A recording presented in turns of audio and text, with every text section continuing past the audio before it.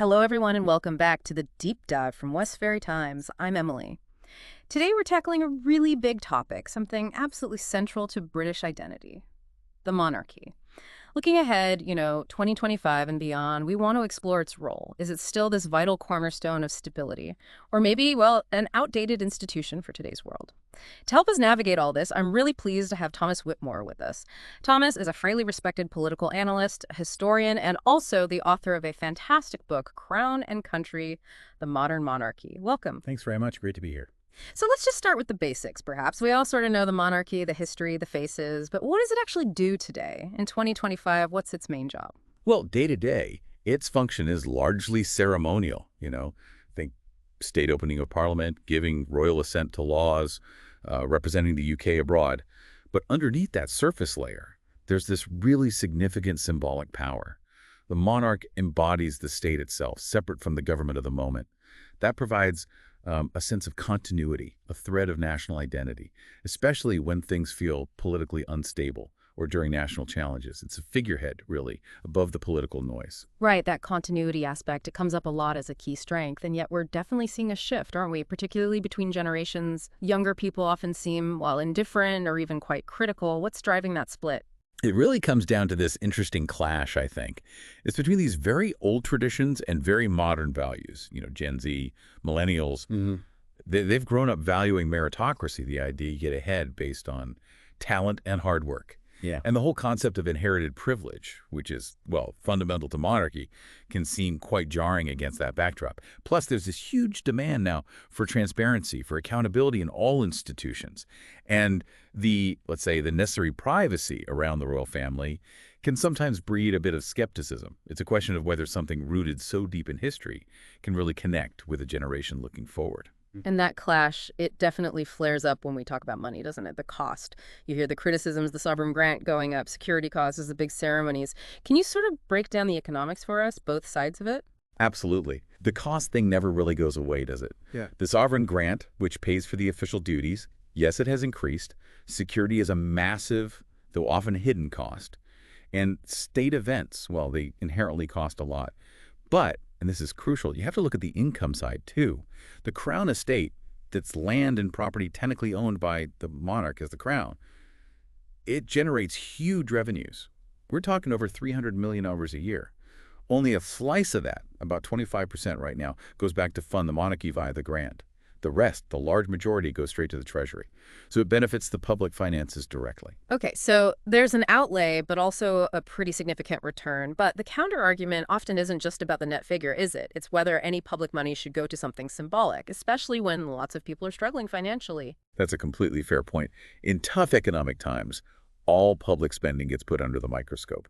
And the monarchy's symbolic role, however important some people feel it is, might not feel like a tangible benefit worth paying for to every single taxpayer. However, if you think about the alternative, say, an elected president, you also have to factor in the costs there. Elections aren't free. You need staff, security, and official residence. It's not automatically cheaper. Other countries with presidents have systems that can be pretty expensive too. Let's shift focus to King Charles III himself. He waited such a long time for the throne. How would you assess his reign so far? What kind of monarch is he shaping up to be? I'd say his time so far has been marked by a sense of measured continuity. He's not rocking the boat drastically. But there's also a subtle push towards reform where he can within the constitutional limits. We all know his long-standing passion for the environment, various social causes. He clearly has strong personal convictions. But since becoming king, he's quite rightly pulled back on the overt activism. He has maintained that impartiality the crown requires. It's a tricky balance for him, I think, between his personal interests and the job's demands.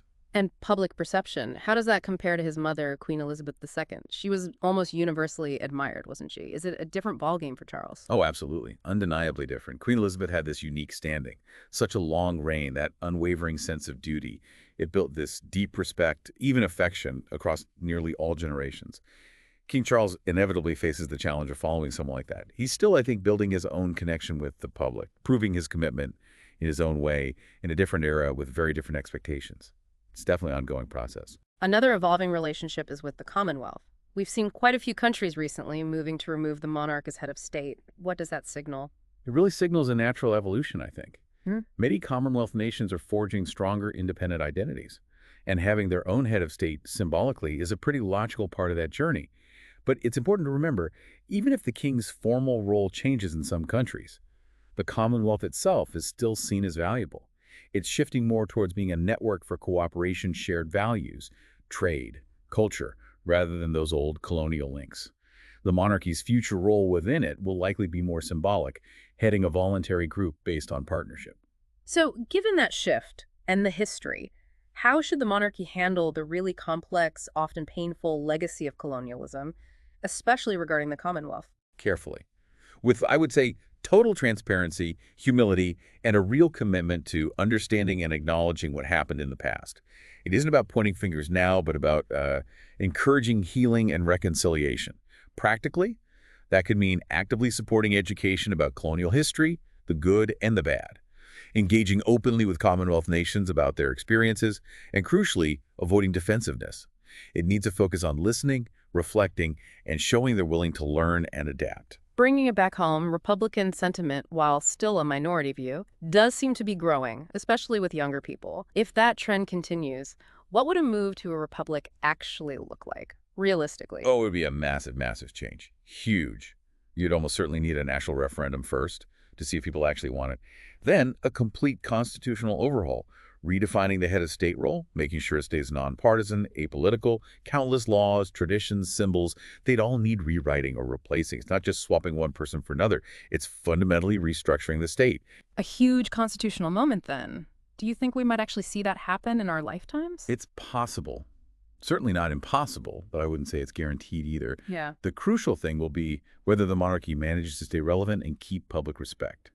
If that disengagement, especially among the young, who are the future voters, keeps growing, then the pressure for change could really build. It really depends on how well the institution adapts to modern Britain. Okay, beyond Britain itself, the monarchy is often talked about as a tool of soft power internationally. What does that mean in practice? How does it help the UK? Right, soft power. It refers to influence through attraction rather than coercion.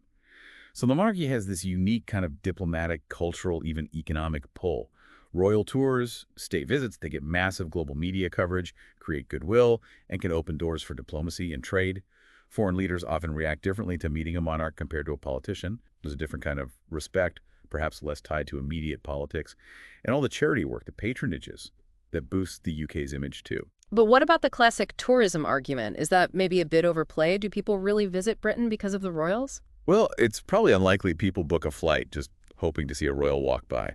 But the monarchy definitely adds this layer of mystique, historical glamour to the whole brand Britain idea for tourists. It's part of that unique cultural package, the palaces, the history, the ceremonies that draws millions here. So maybe the only reason, but it's definitely part of the appeal.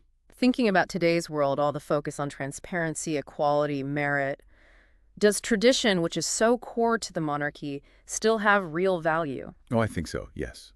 But, and it's a big but, tradition can't just be frozen in time. To stay valuable, it has to adapt to reflect today's values while somehow holding on to what makes it unique. The monarchy represents centuries of history, symbolism, that can offer a sense of stability, of shared identity, which is quite precious in our fast-changing world. But if that tradition looks completely out of touch or resistant to change, then it risks just becoming irrelevant, like a museum piece. It's a very fine line to walk. And do you think the current royals, especially thinking about, say, Prince William and Princess Catherine, get that need for adaptation? There are definitely signs they understand it. They seem very aware of needing to modernize to connect with more people. Their style seems more relatable, perhaps, trying to balance the old duties with a more modern way of doing things. But the big question remains, will that approach be enough? Enough to keep the institution relevant as society keeps changing and as those fundamental questions about inherited privilege persist? Okay, let's imagine for a moment, purely hypothetical. What would actually happen immediately and longer term if the UK did decide to abolish the monarchy? Well, immediately, you'd probably see quite a bit of uncertainty. Legally, symbolically, diplomatically. The Constitution would need that massive rewrite we talked about. The UK's global standing might need some adjusting. Public reaction would be all over the place, I imagine. Some celebrating a move towards, say, pure democracy, others genuinely mourning the loss of something deeply embedded in national life. Longer term, the real challenge would be finding something else to provide that sense of national unity, that emotional symbolism the monarchy has offered, for better or worse, for centuries. Replacing that sort of intangible glue wouldn't be easy. We've had a couple of questions come in via social media, which is great. First one from @MonarchyFan. Will the ongoing situation with Prince Harry and the royal family have a lasting negative impact on public trust in the institution? That's a really interesting one. It's definitely impacted how people see things, hasn't it? Especially maybe younger people who look at it through the lens of, family issues, personal freedom. It's generated endless headlines and discussion. Mhm. But is it about the institution itself or more about the dynamics within this particular family? Probably more the latter, I'd suggest. That said, constant negative stories can gradually chip away at goodwill over time. So it's certainly something they need to manage very carefully. Okay, and another one from @FutureBrit. Wouldn't an elected president be a more truly representative head of state for modern Britain? Well, that's the heart of the Republican argument, isn't it? And it makes logical sense in many ways.